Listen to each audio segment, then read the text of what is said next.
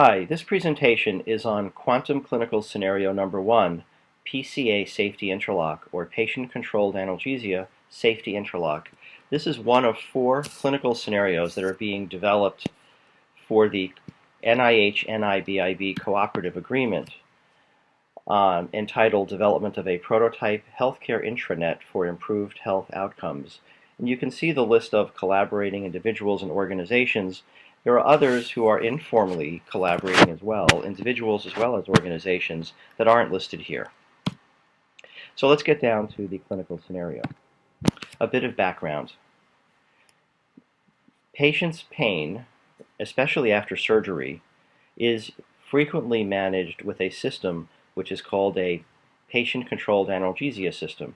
It's patient-controlled because the patient can push a button and receive an intravenous dose of pain medication when needed.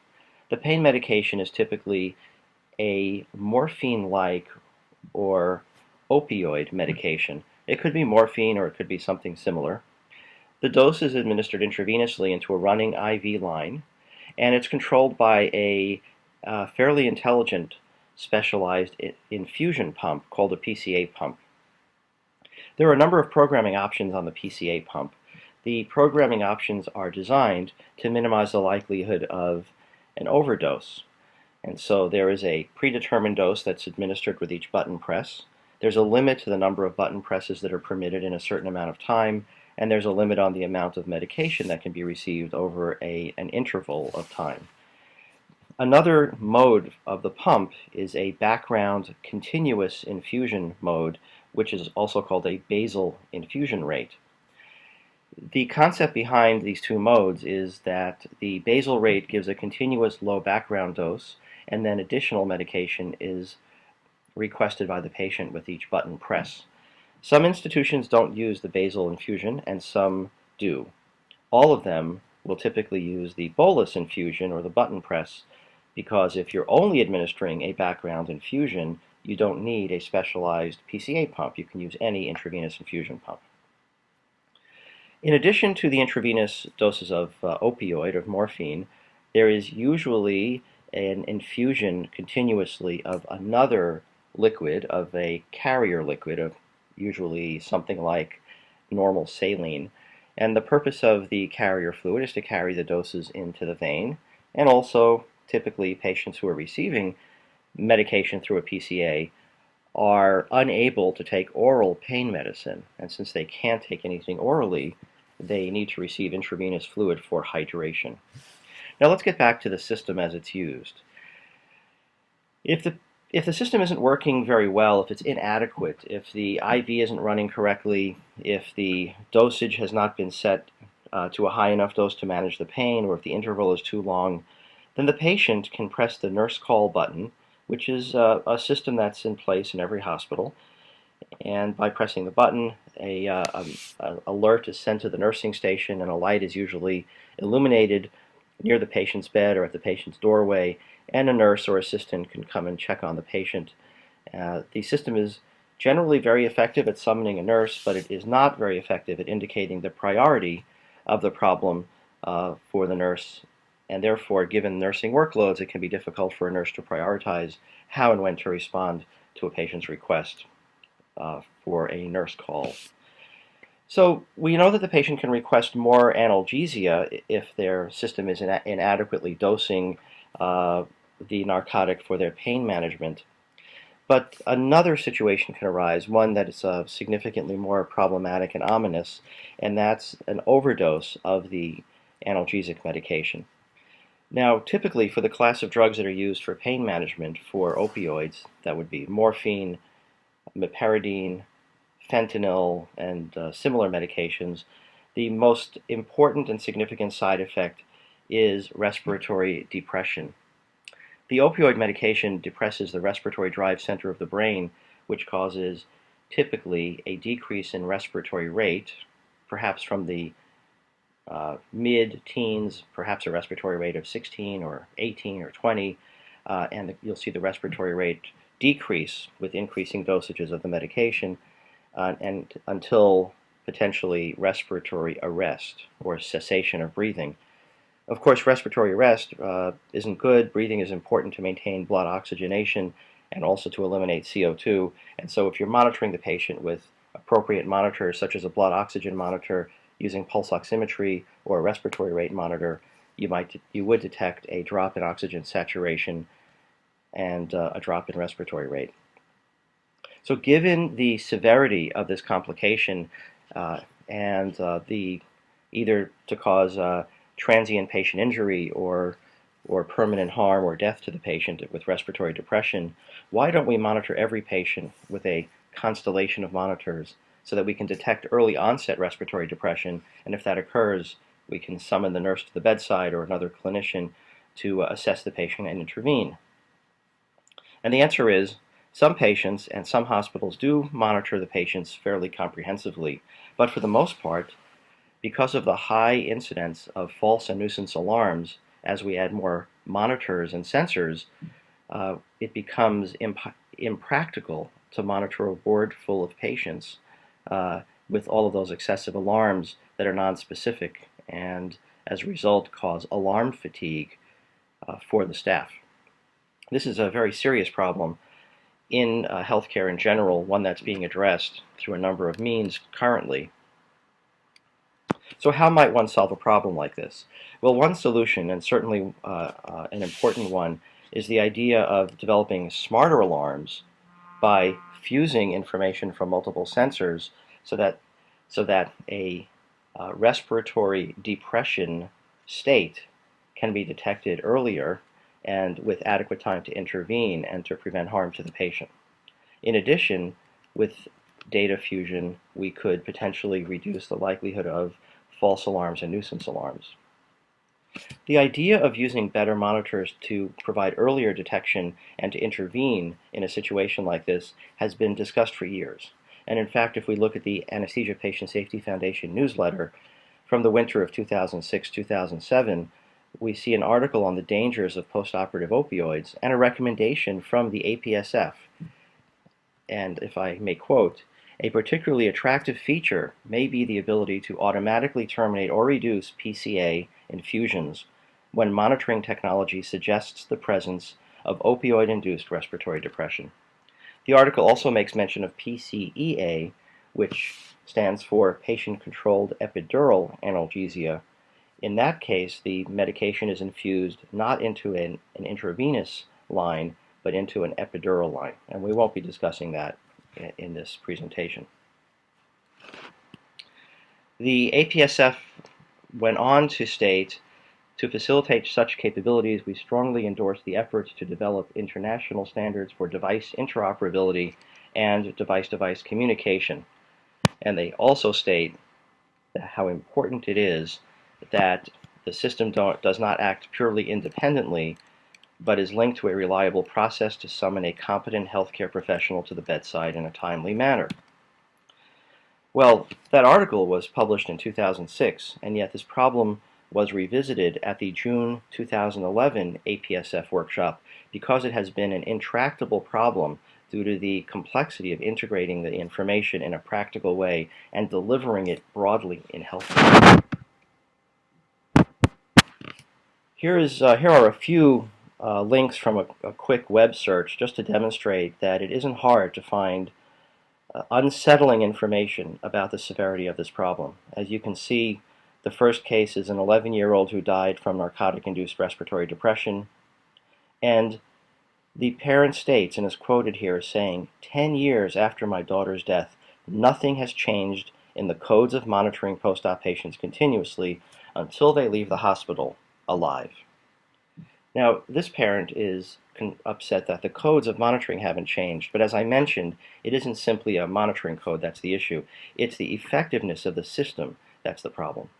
And in the next quote here, you can see a recommendation from a multi-hospital coalition in 2010 recommending that we address the problem as you see described here.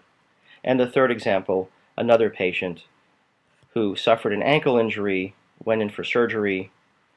She survived the surgery, but suffered brain damage because of the accidental overdose from her morphine intravenous infusion. A California court upheld the jury's award of $9.9 million in damages. In further support of the notion of building on more intelligent integrated systems to improve the safety and quality of healthcare, the American Medical Association, as well as a total of 16 medical societies, have endorsed text such as this here, or in resolution form or in other form. And as you can see, the recommendation is that intercommunication and interoperability of electronic medical devices could lead to important advances in patient safety and patient care. Now let's get into the details of the background of the PCA infusion pump safety interlock. The clinical summary is the situation we've already discussed, in which a hospitalized patient is receiving intravenous opioid medication with a PCA infusion system. They're monitored with pulse oximetry to monitor blood oxygen level, and also they're being monitored in this case with respiratory CO2 or capnography. Respiratory CO2 provides information about respiratory rate, breathing rate, as well as exhaled carbon dioxide concentration. And if the respiratory rate decreases, and if the amount of breathing in 1 minute decreases, or amount of breathing over unit time decreases, the blood concentration of carbon dioxide increases, and therefore the exhaled concentration of CO2 increases. So we would increase from a normal level of approximately in the low 40s up to higher levels of perhaps in the 50s and 60s. It would not be normal to see a patient in the hospital breathing spontaneously with a PCA pump with an exhaled respiratory concentration of carbon dioxide in the 60s. That would not be normal except in very, very unusual states. And if that was detected, it would absolutely require assessment by, as the APSF said, a competent clinician. So continuing further, the idea is that if an automated system monitors this clinical data and also the status of the intravenous infusion, and if the medication depresses the patient's respiration to an unsafe level, a supervisory system app or application detects the state, stops the medication infusion, and summons a nurse to the patient's bedside using the nurse call system. The idea is that both the basal or background infusion as well as the bolus or intermittent dosing capability would be stopped. Both would be stopped in this case. So what's the clinical innovation here? Well, I think that's obvious at this point, that we enable the delivery to the bedside of heterogeneous or multi-vendor integration of monitors and actuators, of a pulse oximeter from one company, a capnograph from another company, and an infusion pump from a third company, and a supervisory system potentially from a fourth company, to all be melded together appropriately with the appropriate due diligence and engineering oversight and FDA regulatory oversight as appropriate in order to deliver this type of solution to the bedside as proposed by the Anesthesia Patient Safety Foundation. The technical innovations are related to the notion that a hospital or an integrator or a third party can purchase these off-the-shelf components and assemble them for the purpose of point-of-care use. In other words, if a single manufacturer produces an infusion pump and a monitoring system and the ability to run an algorithm to stop the infusion, that capability essentially already exists today, because one does not have to have a level of performance and reliability of each device interface to accommodate multi-vendor or heterogeneous assembly of components, and there does not have to be a complex regulatory pathway to permit the use of a single vendor system. And in fact, there is a manufacturer today that does have a PCA infusion system that includes an integrated pulse oximeter and capnography system, and a set of algorithms that are appropriate for certain patients, and that system is able to stop the infusion. But what cannot be done today is the ability to integrate various devices from different vendors and also to develop innovative algorithms and methods to approach and solve the alarm problem all at one time through a heterogeneous system. An extension to this scenario is obvious. Why limit this just to opioid administered intravenously for patient-controlled analgesia? Why not use it for real-time control of other medication infusions and devices? For example, why not stop an infusion pump if the blood pressure is dropping precipitously due to a side effect of the medication? So this is an archetype of a range of real-time safety-critical systems that have at their core the ability to coordinate medical device use for high acuity setting, and especially centered around intravenous infusions.